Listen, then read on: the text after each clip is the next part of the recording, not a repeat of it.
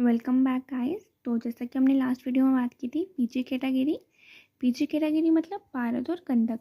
तो ऐसे कि कौन से 3 रसायन हैं जिसमें पारद और गंधक होगा ही?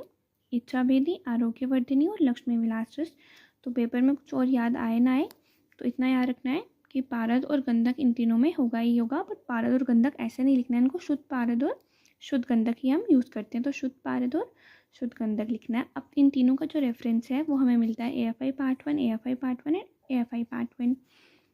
जो नेक्स्ट रेफरेंस है इच्छाभेदी का और आरोग्यवर्धिनी का रसयोग और रसयोग है, और लक्ष्मी विलास का हमारे पास में रसयोग तो नहीं है बट आर से ही है, तो रसायन। अब इनका एक और रेफरेंस मिलता है। इच्छाभेदी का मिलता है भेषज रत्नावली उदर रोग, आरोग्य का मिलता है हमारे पास में रस रतन समूचे में विसर्ग चिकित्सा में, और लक्ष्मी विलास का मिलता है हमारे पास में भेषज रत्नावली रसयोग में, और डोज भी इन तीनों की सेम ही है। तो पीजी कैटेगरी बहुत ही ईजी है। AFI पार्ट 1, AFI पार्ट 1 रसयोग रसायन, उदर रोग विसर्ग चिकित्सा रसयोग, दो रति।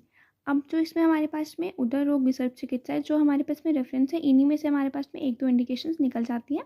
जैसे कि जो इच्छा भेदी है उसको हम कहाँ यूज़ करेंगे, उदर रोग में। आरोग्य को हम कहाँ यूज़ करेंगे, विसर्ग में।